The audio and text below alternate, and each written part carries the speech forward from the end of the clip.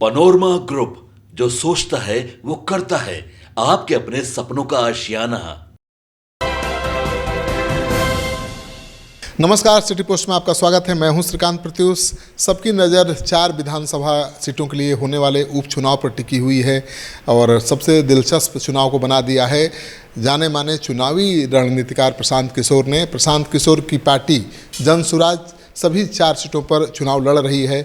सभी उम्मीदवारों का नामांकन भी दाखिल हो चुका है और प्रशांत किशोर स्टार प्रचारक के रूप में हर विधानसभा क्षेत्र में जाकर चुनाव प्रचार कर रहे हैं। तो प्रशांत किशोर तरारी के बाद अब रामगढ़ में जमे हुए हैं और वहां पर लगातार जनसभाएं कर रहे हैं, लोगों के साथ संवाद कर रहे हैं। एक दिन में 5-5 प्रोग्राम कर रहे हैं और लोगों से व्यक्तिगत रूप से भी मिल रहे हैं, वहां के मुद्दों को समझने की कोशिश कर रहे हैं, वहां के लोगों को बदलाव के बारे में समझाने की कोशिश कर रहे हैं। तो प्रशांत किशोर काफ़ी एड़ी चोटी का जोर लगाए हुए हैं, क्योंकि प्रशांत किशोर के लिए बड़ी चुनौती है, क्योंकि 4 सीटों पर जहां उपचुनाव हो रहा है वहां से इंडिया गठबंधन और एनडीए के उम्मीदवार लगातार चुनाव जीतते रहे हैं। तो उनके गढ़ में जाकर सिंधमारी करनी है, उनके गढ़ में जाकर, उनके घर में जाकर उनको पछाड़ना है। तो ये बड़ी चुनौती है जो खुद प्रशांत किशोर ने ले लिया है। अब इस चुनौती को अवसर में बदलने के लिए एड़ी चोटी का जोर लगा रहे हैं। प्रशांत किशोर लोगों को समझा रहे हैं कि जब तक आप नहीं बदलेंगे तब तक बिहार की राजनीति नहीं बदलेगी, बिहार का भविष्य नहीं बदलेगा, क्योंकि आप जिस सरकार को, जिस पार्टी को लगातार वोट देते आ रहे हैं उसने आपके बच्चों के भविष्य को अंधकार में डाल दिया है। तो आपको अपने बच्चों के हित को ध्यान में रखकर वोट करना पड़ेगा, तभी बदलाव आएगा। उनका कहना है कि एक प्रशांत किशोर क्या दर्जनों प्रशांत किशोर आ जाएं तो भी बिहार में कोई बदलाव नहीं होने वाला है जब तक कि जनता नहीं बदलेगी। तो प्रशांत किशोर ये बात बखूबी समझते हैं कि भाई चुनावी रणनीतिकार हैं, वो चुनाव लड़ना भी जानते हैं, जिताना भी जानते हैं, लेकिन केवल रणनीति पर जीत हार निर्भर नहीं करती है, लोगों पर भी जीत हार बहुत निर्भर करती है। तो लोगों को समझाने की कोशिश में जुटे हुए हैं कि आप एक बार अपने बच्चों के भविष्य को देखकर वोट करिए। वो लोग कह रहे हैं कि जो बीजेपी और जेडीयू के उम्मीदवार हैं उनसे आप लिखित में मांगिए कि आप जो लिख कर दीजिए कि अगर चुनाव जीतेंगे तो नीतीश कुमार का समर्थन नहीं करेंगे, तभी उनको वोट दीजिए। तो भला कहीं एनडीए गठबंधन का कोई उम्मीदवार कैसे लिख कर दे सकता है कि चुनाव जीतने के बाद हम नीतीश कुमार का समर्थन नहीं करेंगे?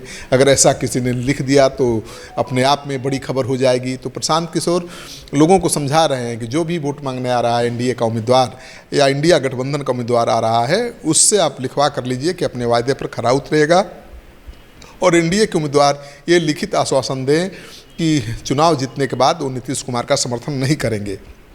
तो प्रशांत किशोर लगातार चुनाव प्रचार कर रहे हैं। उनका कहना है कि वो आंदोलन नहीं चला रहे हैं, वो अभियान चला रहे हैं, लोगों को जागरूक करने का अभियान चला रहे हैं, क्योंकि जब तक बिहार के लोग नहीं बदलेंगे, उनका वोट करने का पैटर्न नहीं बदलेगा, तब तक बिहार में कोई नेता, कोई प्रशांत किशोर बदलाव नहीं ला सकता है। अगर प्रशांत किशोर की बात लोगों की समझ में आ जाती है, जात मजहब के बंधन को तोड़कर अगर वो सही उम्मीदवार को चुनते हैं, वोट देते हैं, तो वाकई आगामी विधानसभा चुनाव जो होगा 2025 का काफ़ी दिलचस्प हो जाएगा। प्रशांत किशोर बहुत अहम रोल में आ जाएंगे, लेकिन प्रशांत किशोर अभी लोगों को कन्विंस करने में जुटे हुए हैं। उनका ये प्रयोग जो है कितना कामयाब हो पाएगा, बिहार के लोगों को जो हमेशा जाति मजहब के लाइन पर ही कोई फैसला लेते हैं, वोट देते हैं, उनको किस हद तक बदल पाएंगे प्रशांत किशोर, उनकी अग्नि परीक्षा है। उनका जो अभियान है उसकी परीक्षा है, प्रशांत किशोर की परीक्षा है, क्योंकि प्रशांत किशोर की पार्टी के जो प्रदेश अध्यक्ष हैं, राष्ट्रीय कार्यकारी अध्यक्ष हैं भारती जी, उनका तो कहना है कि भाई हम जीतने के लिए केवल चुनाव नहीं लड़ रहे हैं, हम बदलाव के लिए चुनाव लड़ रहे हैं, हम तो अपनी हार में भी जीत देखते हैं। तो वो मान रहे हैं कि 4 में से किसी भी सीट पर जीतना बहुत आसान नहीं है, क्योंकि इन 4 सीटों पर 30-30 साल से एक ही पार्टी का कब्जा रहा है और उन सीटों पर 2 अक्टूबर को बनी हुई राजनीतिक दल अगर जीत जाती है तो बहुत बड़ी बात होगी। लेकिन प्रशांत किशोर की पार्टी को पूरा भरोसा है कि प्रशांत किशोर की रणनीतिक रंग लाएगी और चुनाव में उनकी पार्टी मजबूत तरीके से दस्तक देगी, अपना असर दिखाएगी। अगर वाकई प्रशांत किशोर चारों सीटों पर ठीक ठाक वोट ला पाते हैं या उनके उम्मीदवार भले न जीते दूसरे नंबर पर आ जाते हैं तो 2025 के चुनाव में प्रशांत किशोर सभी स्थापित राजनीतिक दलों के लिए एक बड़ी चुनौती बन सकते हैं।